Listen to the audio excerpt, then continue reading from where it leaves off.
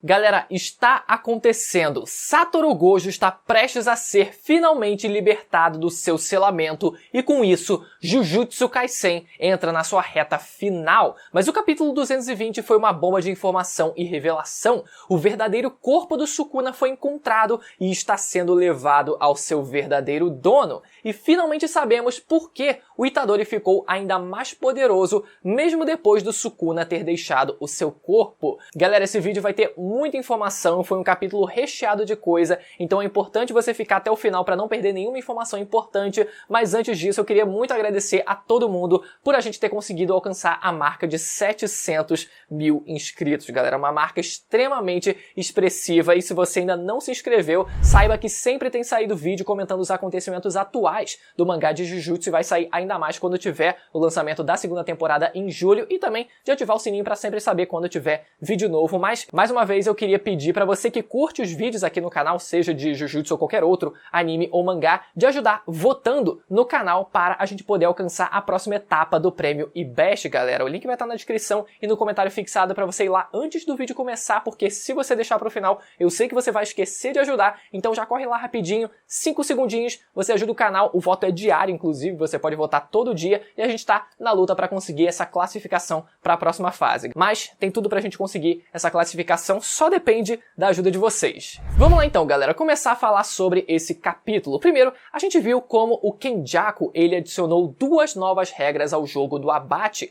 A primeira delas sobre não permitir que mais ninguém entre no jogo, que passe a participar do jogo, como por exemplo um Gojo da vida que daqui a pouco vai ser libertado e poderia, por exemplo, começar a participar do jogo. E segundo, finalizar o jogo depois que todos os participantes forem mortos, exceto o próprio Suguru Geto, que é o feiticeiro que ele se apossou do corpo, e também o Megumi, que foi apossado pelo Sukuna nos momentos atuais, né? Só que isso tem um impeditivo, ele não consegue adicionar essas duas novas regras de um modo tradicional, vamos dizer assim, né? Por conta da regra número 7 do jogo do abate, que consiste na possibilidade de você adicionar novas regras ao jogo, mas você não pode adicionar novas regras se isso for um impeditivo para que o jogo continue progredindo, continue existindo. Por isso, essas duas regras de você impedir que mais pessoas entrem, que você faça com que o jogo seja finalizado dependendo de tais circunstâncias, acaba sendo,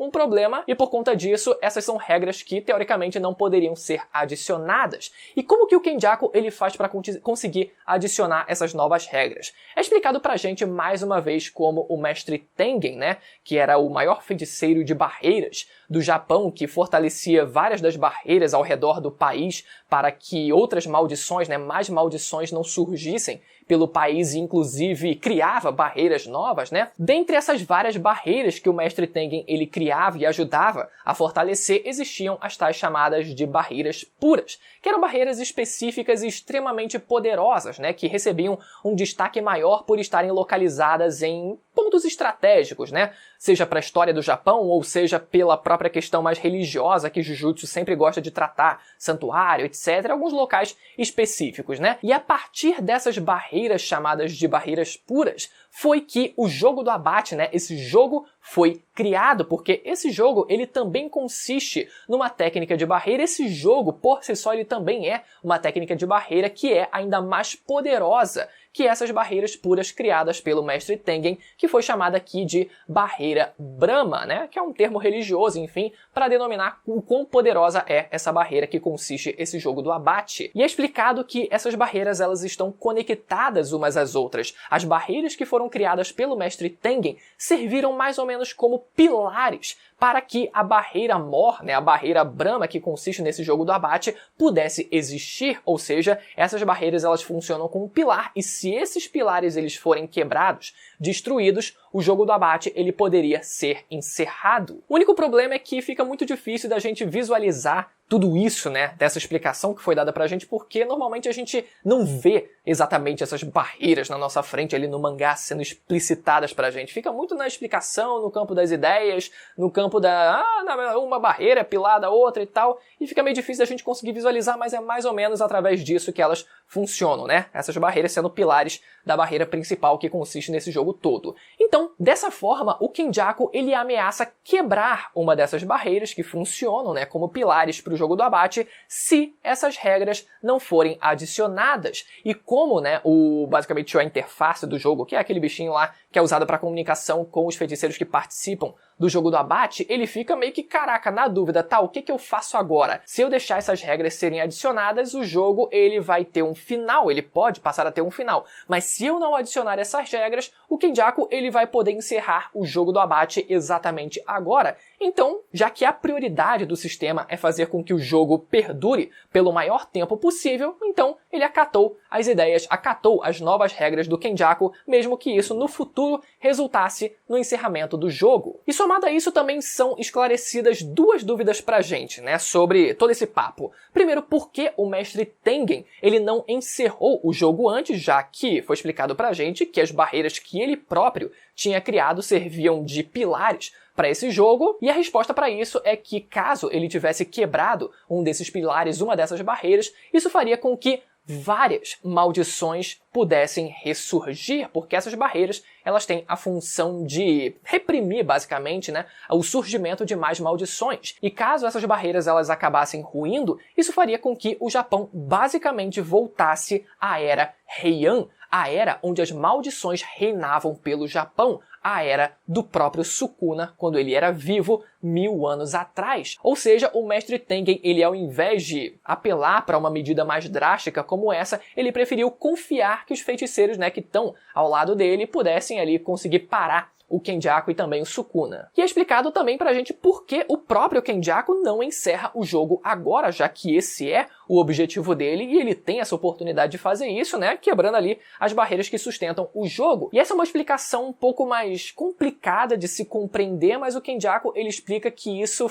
dificultaria ou até, quem sabe, impossibilitaria a fusão que ele deseja fazer com o mestre Tengen, porque ali quebrando todas as barreiras e provavelmente ia ser uma zona do caralho. O Tengen também é tudo pro caralho. Dá pra gente explicar dessa forma, basicamente. Mas enquanto tudo isso é mostrado e explicado pra gente, o Kenjaku, junto do mestre Tengen, que tá ali, né, sendo meio que servindo de zumbi pra ele, né, eles vão caminhando até um local onde estava presente o corpo original do Sukuna mumificado, galera. O corpo do Sukuna não tá nos seus melhores dias, mas não tem como negar, aquele sim é o corpo do Sukuna. Ali dá pra ver pelos detalhes nos olhos ali que são exatamente como é o rosto do Sukuna. E isso, galera, faz referência à capa colorida do capítulo 1 do mangá de Jujutsu, que também consiste nesse mesmo desenho do corpo original do Sukuna nessa forma mumificada. O corpo do Sukuna não deixou de existir, ele continua presente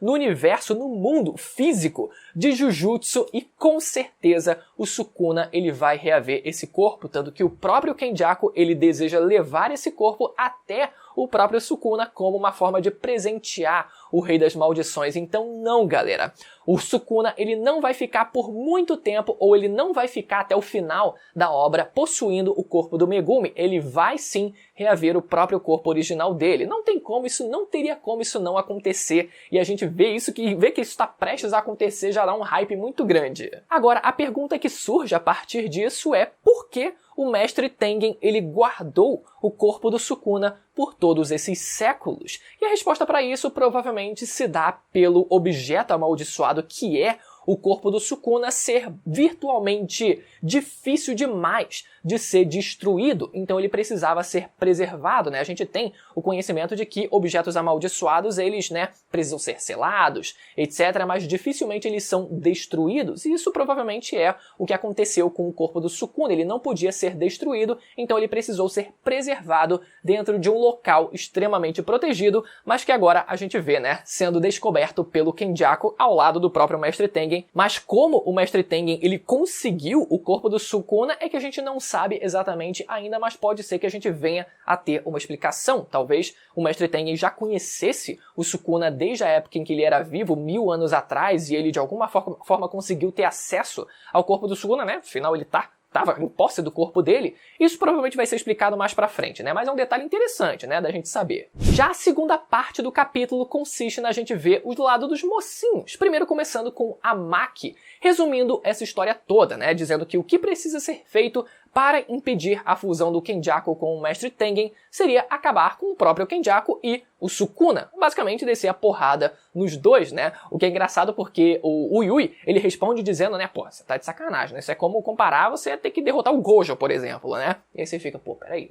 Ele tá dizendo que derrotar o Kenjaku e o Sukuna ao mesmo tempo significa derrotar o Gojo? Então significa que o Gojo é exatamente o nível dos dois somados? É, mais ou menos, né? Isso não é exatamente isso, né, galera? É mais como uma forma de comparação para você dizer que ambas são missões impossíveis, né? Seriam missões impossíveis, mesmo que não tivessem o mesmo nível de dificuldade. Depois descobrimos que o anjo sobreviveu ao ataque do Sukuna, galera. E pra quem tá meio que perdido, quem diabos é o anjo e por que esse personagem é tão importante que principalmente continuasse vivo, vale lembrar que o anjo é basicamente o feiticeiro de 1000 anos atrás, né, da época de 1000 anos atrás, que se apossou de uma humana dos tempos atuais, mas basicamente o anjo tem a habilidade de anular qualquer energia ou qualquer técnica amaldiçoada, inclusive objetos amaldiçoados, né? Efeitos de objetos amaldiçoados, e para isso ele precisava ser trazido para o lado dos mocinhos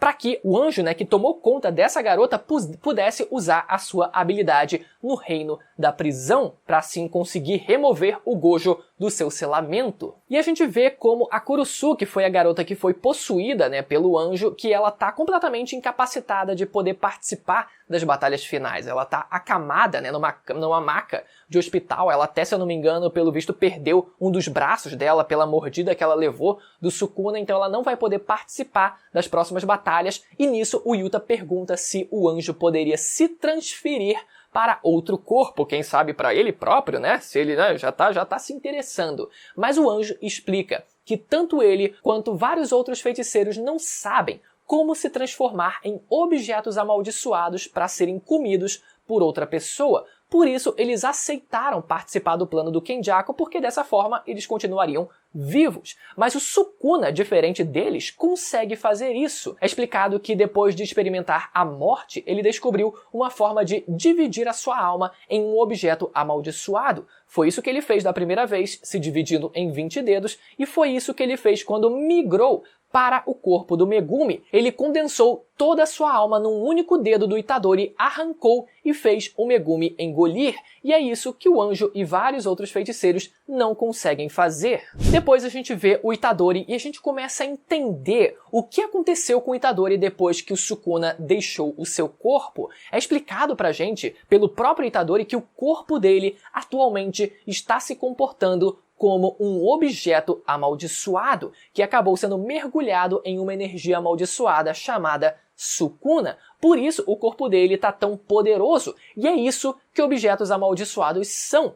Restos de maldições ou feiticeiros na forma de objetos que carregam parte da sua energia, como por exemplo os dedos do Sukuna e nesse caso o próprio corpo do Itadori, que pelo visto absorveu parte da força do Sukuna para si, assim como o Gojo tinha dito que aconteceria lá no começo do anime. A gente só não sabe até onde vai essa comparação do corpo do Itadori agindo como um objeto amaldiçoado, porque objetos amaldiçoados podem, por exemplo, ser comidos por outras pessoas ou maldições, por exemplo, né? Então, o Itadori se comportando como um objeto amaldiçoado parece meio esquisito, né? Já que ele é um ser humano. Mas a gente tem que considerar isso como, acredito eu, uma forma metafórica, né? Até certo ponto. Não é de forma literal 100%. É mais como o corpo dele tem se comportado. Porque, como eu falei, objetos amaldiçoados são meio que partes, né, de maldições ou feiticeiros e carregam parte das suas energias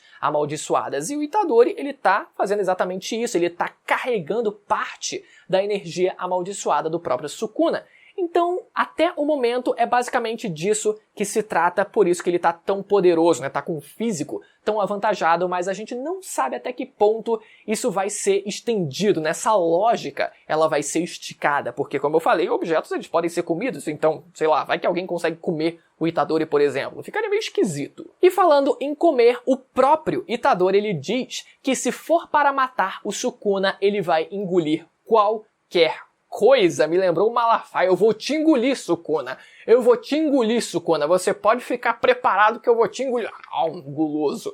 E aí a gente se pergunta algumas coisas. Primeiro, o Itadori ele poderia comer outros dedos do Sukuna, né? Estão restando ainda 5 dedos que o Sukuna ele não conseguiu reaver, o que não faria com que ele tivesse um Sukuna duplicado, né? Se apossando do corpo dele. Tipo, a entidade Sukuna, acredito que permanece lá agora com o Megumi, não vai ficar se dividindo, até porque outras maldições já tinham comido outros dedos do Sukuna, né? Conforme a gente foi vendo ao longo da história, eles não possuíam a entidade Sukuna possuindo o corpo deles. Sempre permaneceu em um único ser. Mas ainda assim, isso poderia fazer com que o Itadori ele ficasse ainda mais poderoso do que ele já tá. Seria um ótimo upgrade aí para essa batalha final. Eles só teriam que conseguir esses outros 5 dedos restantes. E outra pergunta que muita gente, na verdade, esse foi o principal ponto, a principal questão desse capítulo, que se trata do Itadori comendo o reino da prisão com o Gojo dentro, né? Se ele consumindo, ele engolindo aquele bloco gigante que eu não sei como entraria pela garganta dele,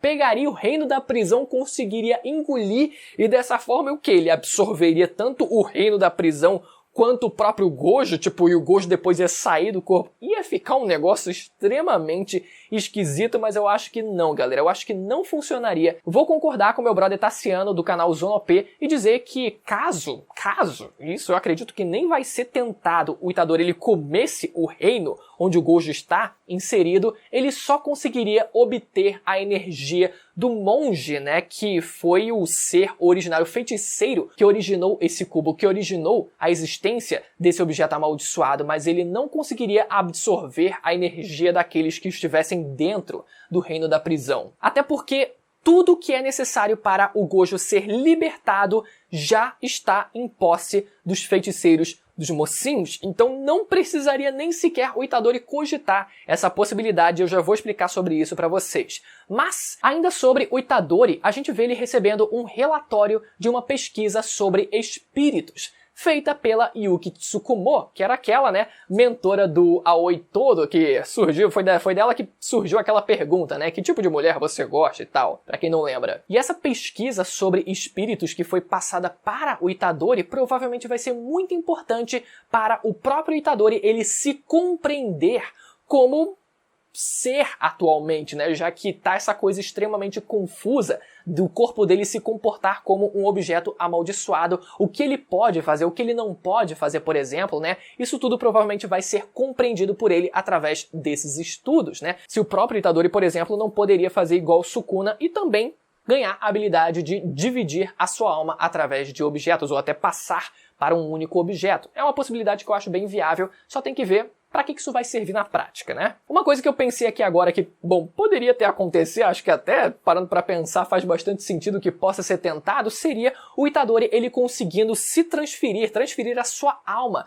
para um objeto amaldiçoado e fazendo o Megumi, que está atualmente sendo possuído pelo Sukuna, devorar aquele dedo. E dessa forma a gente teria uma batalha, digamos, interna ali, do Sukuna tentando tirar o Itadori de dentro dele próprio, né? E até a gente poderia ver o Itadori no interior do corpo e do espírito do Megumi ali tentando resgatar a alma dele, né? Seria um negócio extremamente poético para fazer o Megumi ele voltar a se apossar do próprio corpo. Já mais adiante vemos a médica Shoko Ieiri, que para quem não lembra foi a parceira do Gojo na época de escola enquanto eles eram estudantes junto do Suguru Geto, né? E que nos momentos atuais ela foi apresentada no anime pra gente lá no comecinho da primeira temporada como aquela médica que analisa, né, que faz aquela autópsia no corpo do Itadori depois daquela primeira morte dele, né? Mas só pra contextualizar pra quem não lembra mesmo. Mas a gente vê ela, ao final desse capítulo, observando os feiticeiros se reunindo para a batalha final e dizendo: volte logo,